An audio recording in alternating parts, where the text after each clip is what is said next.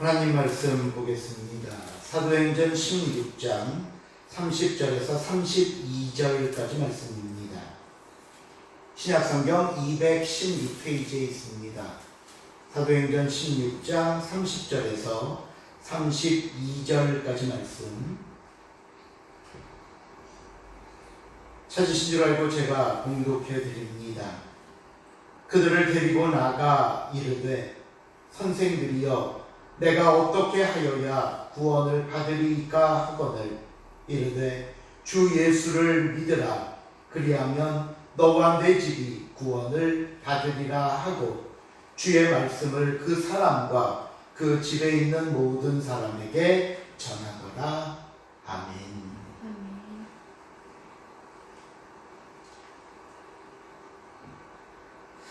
2차 전도 여행에 나선 바울과 일행은 아시아로 가고자 애썼지만 건너와서 우리를 도우라는 환상을 보고 경로를 바꾸어 유럽의 첫 번째 관문 도시인 빌립보에 이르게 됩니다.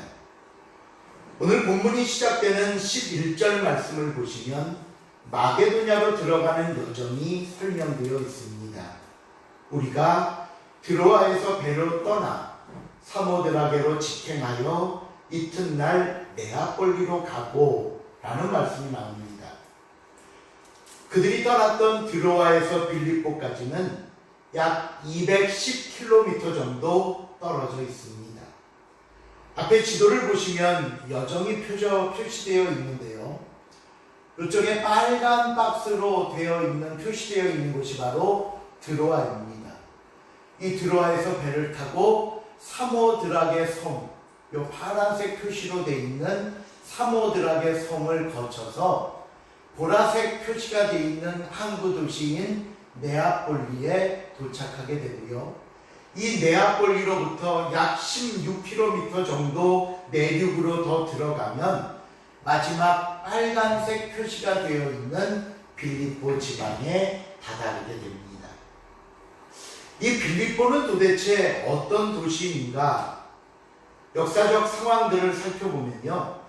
유명한 알렉산더 대왕의 아버지인 필립 2세가 작은 샘들이라는 뜻의 이름을 가졌던 크레니데스를 점령하고 그곳을 확장한 후에 그곳에 자신의 이름을 붙여 필립 또는 빌립보라고 세운 도시입니다. 이 빌립보는 고대로부터 영농산업을 비롯해 상업이 발달되어 있었고 특히 금광이 유명했는데요. 이 필립 2세는 이곳에서 캐낸 금을 가지고 군대를 유지하고 계속해서 밖으로 전국의 야역을 채워 나갈 수 있었습니다. 빌립보는 이로부터 약 2세기가 지난 후에 로마의 통치에 들어가게 됐고 특히 로마 장군이었던 에밀리우스 파울루스가 피드나 전투에서 승리함으로 이 빌립보를 포함한 마게도냐 지방은 BC 168년 로마에 속하게 됩니다. 그리고 이곳은 현재 그리스에 속해 있어서 필리피라는 지명으로 불리는 곳입니다. 바울과 일행이 이 빌립보에 도착해 보니 기대와는 너무나 달랐습니다. 환상에서 자기들을 오라고 했던 사람들은 보이지 않았고 복음을 전할 만한 환경이 마련되어 있지도 않았습니다. 이런 빌립보에서 수일을 보내다가 안식일을 맞이하게 됩니다. 오늘 보면 13절을 한번 보겠습니다. 13절 말씀 시작. 안식일에 우리가 기도할 곳이 있을까 하여 문과 강가에 나가 거기 앉아서 모인 여자들에게 말하는데, 우리가 이전까지 바울의 모습을 보면 안식일에 유대인의 회당으로 갔습니다. 그래서 회당에서 기도하고 복음을 전하기도 했는데 오늘 13절에 보니까 그들이 강가로 갔다는 말은 이 빌립보 지역 안에는 유대인의 회당이 없었다는 의미입니다. 일반적으로 회당은요, 유대인 성인 남성 10명이 모여야 세울 수 있는 곳인데, 이 도시에는 유대인 남자들이 없었고 유대인 여자들과 하나님을 경외하는 이방인 여인들이 정기적인 기도 모임을 가지는 기도처가 있었습니다. 바로 그 기도처가 있다는 소문을 듣고 바울이 찾아간 것입니다. 당시 빌립보의 기도처는 본문의 성 밖이라고 이야기하듯이 빌립보 성곽 밖에 있는 강기테스라는 강가에 있었습니다. 유대인들은요, 이 빌립보뿐만이 아니라 어느 지역에서든지 혹시 회당을 세우지 못할 경우에는 조용한 야외나 강가 또는 빈들 같은 곳에 모여서 기도하고 말씀을 듣곤 하였는데, 바로 오늘 본문에 바울이 찾아간 강가가 이들의 기도처였던 것입니다. 바울은 그곳에서 루디아라는 여인을 만납니다. 이 루디아는 이방인이면서 유대교를 받아들여 하나님을 섬기고 있던 여인이었고요. 또 두아디라 도시에서 자색 옷감 장사를 하는 여인이었습니다. 두아디라가 어딘가 지도에 보시면요, 지금 빌립보는 이 에게 건너 왼쪽에 있지만 두아디라는 1차 전도 여행을 했던 소아시아 지역, 이 빨간 네모 친 곳이 바로 두아디라라는 곳입니다. 예로부터 이곳은 직접 염색 산업이 발달했고요, 금속 세공술도 발달된 도시였습니다. 왜 우리나라에 옛날에 그 개라는 조직이 있었죠? 특히 아주머니들 그 개 조직처럼 이곳에는 길드가 발달되어 있었고 무역과 상업을 통해 매우 부유한 삶을 살던 사람들이 이 두아디라 사람들이었습니다. 이 루디아는 이 두아디라에 본인의 옷감 염색 공장을 가지고 있었고요, 빌립보에서는 이곳에서 염색한 옷과 옷감을 가져다가 팔며 장사를 하는 여인이었습니다. 바울을 만난 루디아는 삶에 아주 큰 변화가 생겼습니다. 성경에 보시면 루디아가 마음의 문을 열고 주님의 말씀을 받은 후에 2가지의 일을 했다라고 말씀하는데 15절입니다. 우리 15절도 한번 같이 읽어볼까요? 시작. 그것이 다 세례를 받고 우리에게 청하여 이르되 만일 나를 주 믿는 자로 알거든 내 집에 들어와 유하라고 강권하여 머물게 한다. 첫 번째로 그와 그 집이 다 세례를 받았습니다. 앞에서 잠깐 말씀드렸듯이 루디아는 유대교인이었습니다. 하나님에 대해서는 예전부터 알고 또 경외하는 여인이었지만 유대인이었던 탓에 예수 그리스도에 대해서는 알지도 못하고 믿지도 못했던 여인이었습니다. 그런 여인이 세례를 받았습니다. 예수 그리스도를 믿고 따르는 사람이 된 것입니다. 오늘 이 시간 사랑하는 성도 여러분, 우리에게 가장 시급하고 중요한 일이 바로 이것입니다. 가족들이 예수님 앞에 나오는 것입니다. 마음을 열고 복음을 받아들이는 것입니다. 특별히 이번 주간에는 추석 명절이 있습니다.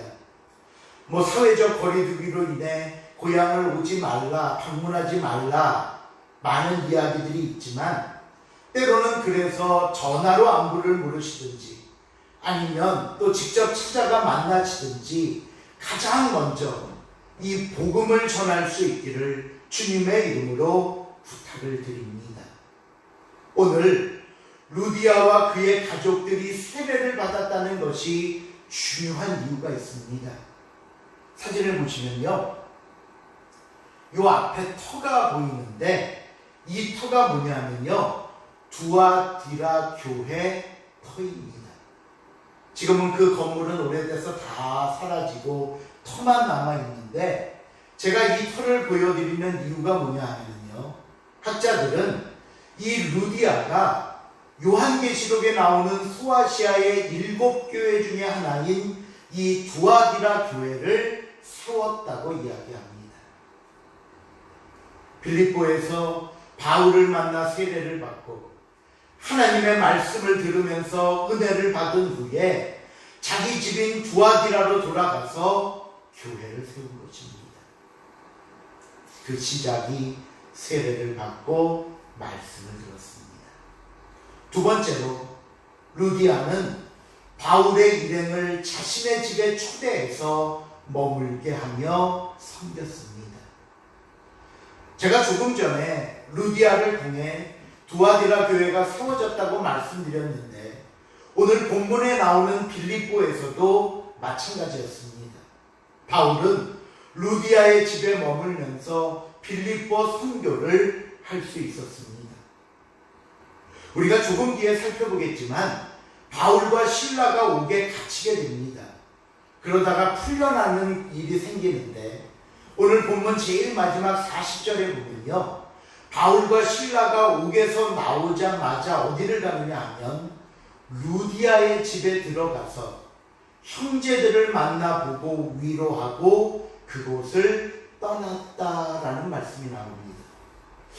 여기서 말씀하는 그 루디아의 집에 있던 형제들이 누구냐? 바로 가정교회에 속한 성도들을 의미합니다. 루디아의 집이 바울의 그 빌립보 선교 본부와 함께 가정교회로서의 역할을 감당하고 있었음을 보여주는 말씀입니다.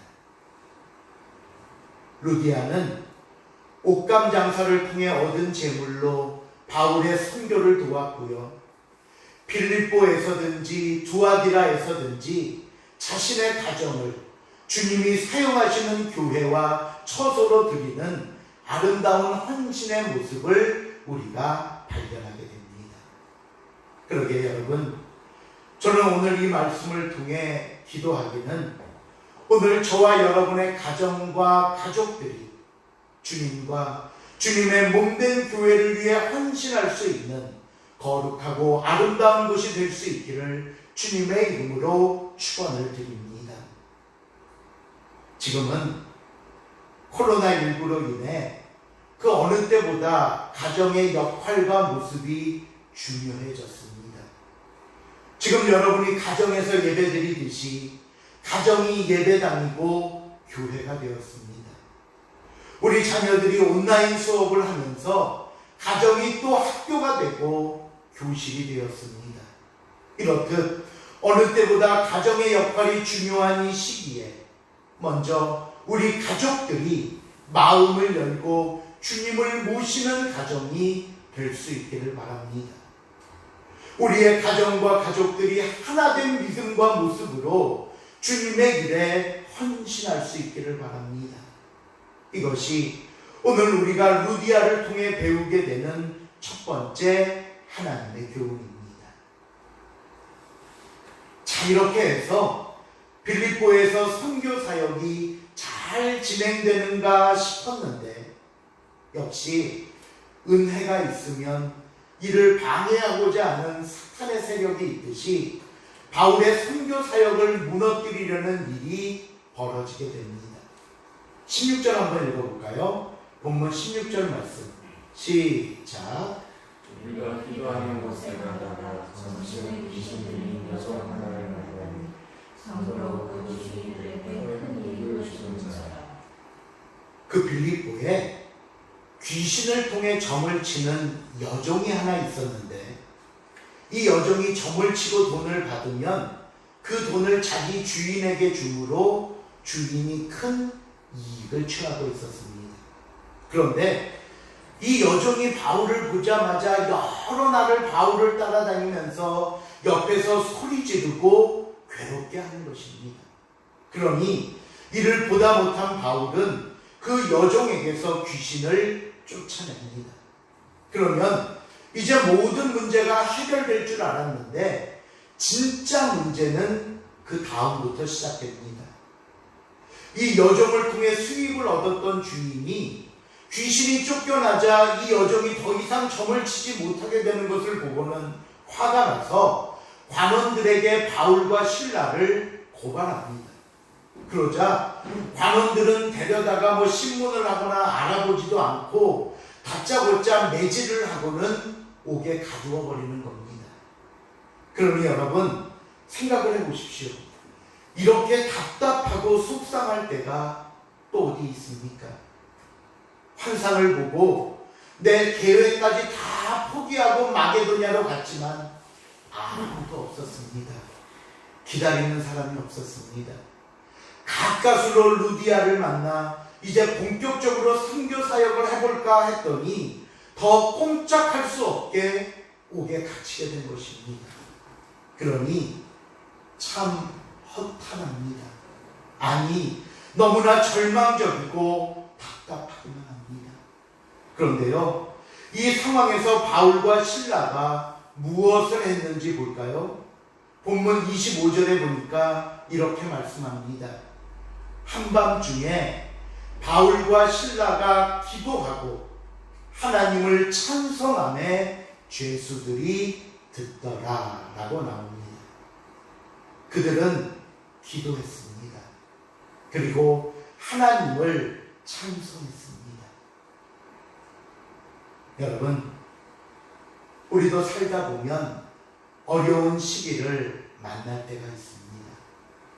어떤 희망도 어떤 계획도 갖지 못하는 절망적인 순간을 맞이할 때도 있습니다. 솔직히 말해서 이런 상황이 오면요, 기도조차 나오지 않습니다. 그저 한숨만 쉬어지고 내가 무슨 기도를 어떻게 해야 될지 모를 때가 많습니다. 그런데 또 찬송은 어떻게 부를 수 있습니까? 그저 모든 것이 절망과 공포이고 흔히 사면초가라고 하지만 사면초가를 넘어 하늘도 막히고 땅도 막혀버린 상황을 만날 때가 분명히 있다는 것입니다. 그런데요, 여기서 우리는 하나님의 자녀들과 세상 사람들의 차이를 발견하게 됩니다. 그 세상 사람들이 누구인가 하면요, 바로 오늘 본문에 나오는 간수의 이야기입니다. 26절 한번 볼까요? 26절 말씀 시작. 이에 갑자기 큰 지진이 나서 옥토가 움직이고 문이 곧 다 열리며 모든 사람의 매인 것이 다 벗어진지라. 하나님께서 기적을 일으키십니다. 갑자기 큰 지진이 나서 옥토가 움직이더니 잠겨있던 옥문이 열리고 손발에 차여있던 차고가 다 풀어집니다. 그러니 간수는 당연히 바울과 실라가 이 옥에서 도망쳤으리라 생각했습니다. 그런 생각이 들다 보니까 앞으로 자신이 받아야 할 고초와 책임이 두려웠습니다. 이들이 다 도망갔는데 어떻게 하면 좋지? 이제 모든 것이 끝났구나. 나는 더 이상 살 수 없겠구나. 바울이 옥의 갇힘으로 느꼈던 생각을, 그리고 그 절망과 탄식을 오늘 간수도 동일하게 느꼈습니다. 간수에게 절망이 깃들자 그가 무엇을 하려고 했는지 아십니까? 27절입니다. 한번 같이 읽어볼까요? 시작. 선수가 자다가 깨어 옥문들이 열린 것을 보고 죄수들이 도망간 줄을 생각하고 칼을 빼어 자결하려 하더니 자결하려고 했습니다. 스스로 목숨을 끊으려고 했던 것입니다. 저는 본문을 통해서 바울과 간수를 비교해 보았습니다. 똑같이 절박한 상황입니다. 어떤 희망도 가질 수 없는 절망적인 현실이 내 앞에 있습니다. 그런데 이 모습을 놓고 바울과 간수의 행동이 달랐다는 것입니다. 바울은 기도했고 찬송했습니다. 그런데 간수는 자결하려고 했습니다. 그렇다면 여러분, 왜 이런 차이가 난 줄 아십니까? 그것은요, 두 사람의 삶의 목적이 다르기 때문입니다. 고린도후서 4장 7절을 보시면 사도 바울이 이런 얘기를 한 적이 있습니다.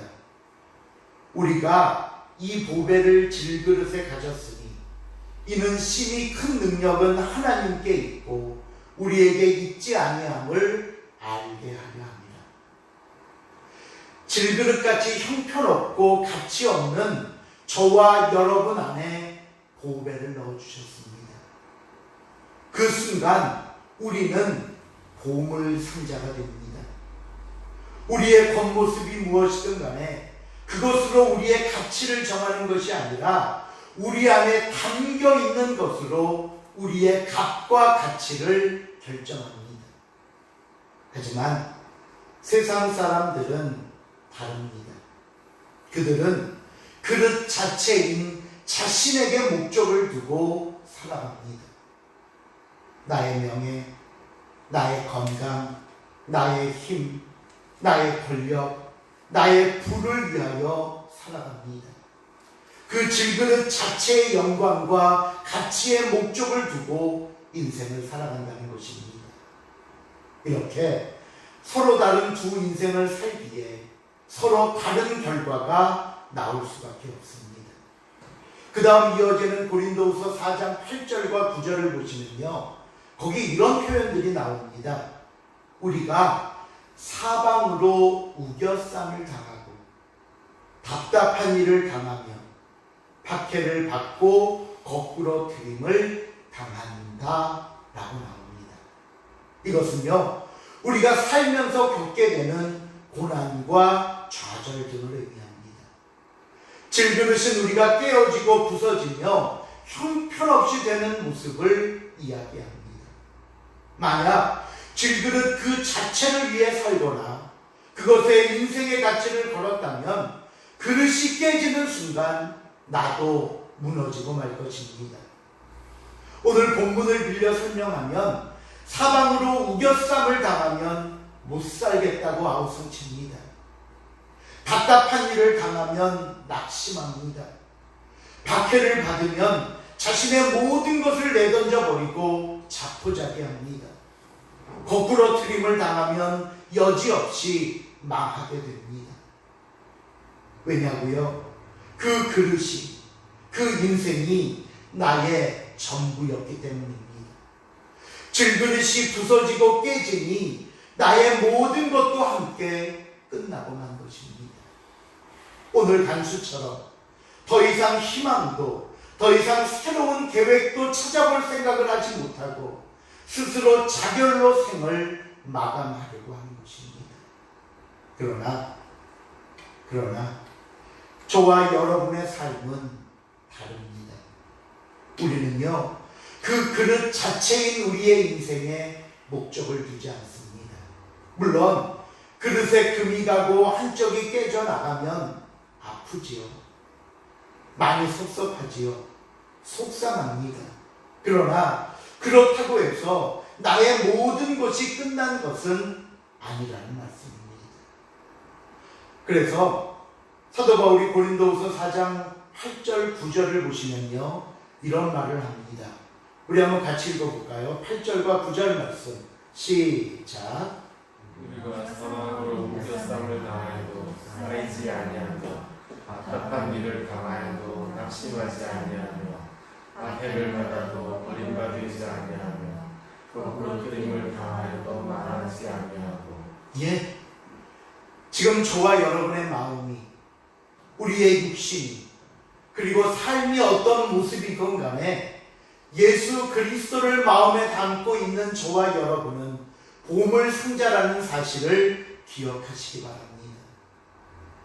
내 안에 계시는 예수 그리스도로 말미암아 나를 돌보시고 인도하시며 나에게 힘과 능력을 주시는 하나님 아버지로 말미암아 우리는 넉넉히 감당하며 또한 이길 수 있다는 사실을 잊지 마시기를 바랍니다. 오늘 바울과 신라의 삶이 그랬던 겁니다. 자신들이 옥에 있든지 바깥에 있든지 매를 맞고 차고에 채워졌든지 자유의 몸이 되었든지 그것이 바울과 실라에겐 다를 것이 없었습니다. 오직 하나님의 영광을 위한 삶은 동일했습니다. 언제 어디서나 하나님의 일에 헌신하고 순종하고자 하는 결단과 고백은 변치 않았습니다. 그것이 비록 매를 맞고 옥에 있을지라도 그 옥에서 기도와 찬송으로 하나님께 영광 돌릴 수 있었던 것입니다. 오늘 이런 모습을 저와 여러분의 마음에 담을 수 있기를 바랍니다. 여러분, 한순간의 일들로 흔들리지 마십시오. 좌로나 우로나 치우치지 마십시오. 그저 내 앞에 어떤 절망과 아픔이 있건 그것으로 인해 무너지거나 넘어지지 마십시오. 우리 안에 예수 그리스도라는 보배를 가지고 있는 한 저와 여러분은 하나님께서 가장 아끼시는 보물 상자라는 사실을 절대로 잊지 마시기를 바랍니다. 두려움에 자결까지 결심했던 간수는 옥문이 열리고 풀어졌음에도 불구하고 옥을 나가지 않고 자기 앞에 있는 바울과 실라를 보자 너무나 놀라 그 앞에 엎드려 묻습니다. 선생들이여, 내가 어떻게 하여야 구원을 받으리이까? 저는요, 하나님께서 지진을 통해 옥문을 여신 가장 중요하고 가장 크신 이유는 바로 이 간수의 구원을 위해서였다고 말씀드리고 싶습니다. 만일 바울과 실라를 옥에서 나오게 하기 위함이 전부였다면 그들은 열린 옥문을 통해 안전한 곳으로 나와야 했습니다. 하지만 그들은 나오지 않았습니다. 여전히 옥 안에 있으면서 자결하려는 간수의 생명을 구했고요. 내가 어떻게 하여야 구원을 받을 수 있습니까? 하는 질문까지 다다르게 한 것입니다. 오늘 이 간수의 질문에 바울은 분명하게 대답합니다. 주 예수를 믿으라. 주 예수를 믿으라. 그리하면 너와 내 집이 구원을 받으리라. 여러분, 주 예수를 믿는 것입니다. 우리의 구원은 오직 주 예수밖에 없습니다. 오늘 저와 여러분 앞에 있는 우리의 모든 문제, 우리의 아픔, 우리의 절망, 우리의 삶의 소망과 대답도 오직 주 예수를 믿는 것뿐이라는 사실을 잊지 마시기를 바랍니다. 그런데요, 여러분, 여기서 이 믿음이라는 단어를 너무 쉽게 생각하지 마십시오.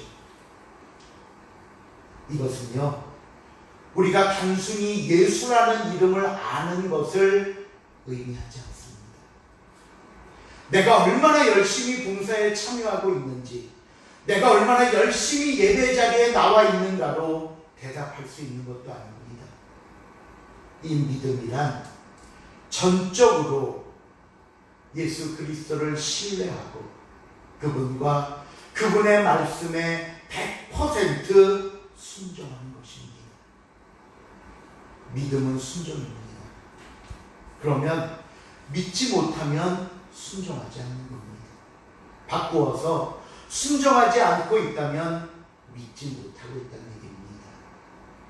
순종하지 않으면서 내 생각, 내 방법대로 하면서 잘 믿고 있다고 하시면 안 됩니다. 그것은요, 믿음이라는 이름으로 포장된 내 고집일 뿐입니다. 말씀을 맺습니다. 하나님께서는 저와 여러분에게 분명하게 말씀하셨습니다. 주 예수를 믿으라. 그리하면 너와 내 집이 구원을 받으리라.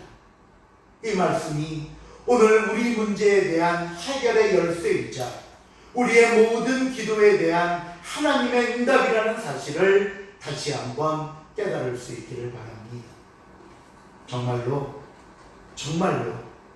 예수 그리스도를 온전히 신뢰하고 그분의 말씀에 100% 순종함으로 구원을 얻고 모든 문제에 해결받는 저와 여러분이 될 수 있기를 다시 한번 주님의 이름으로 부탁을 드립니다. 기도하시겠습니다. 하나님 감사합니다. 오늘 바울과 그 일행들의 빌립보 사역을 보면서 우리도 루디아가 되길 원합니다. 우리도 간수처럼 그 앞에 무릎 꿇고 엎드려 우리가 어떻게 하여야 구원을 받고 어떻게 해야 이 문제가 해결될 수 있습니까? 주님 앞에 기도하며 물을 수 있는 삶이 될 수 있기를 원합니다. 하나님, 우리와 우리의 가정을 통해 또 우리에게 주시는 축복을 통해 베풀고 섬기고 나눌 수 있게 하시고 무엇보다 주님과 주님의 몸된 교회를 위하여 순종하며 헌신하게 하시고 또한 우리의 모든 기도에 믿음으로 승리할 수 있도록 허락하여 주시옵소서. 감사드리오며 예수님의 이름으로 기도하옵나이다.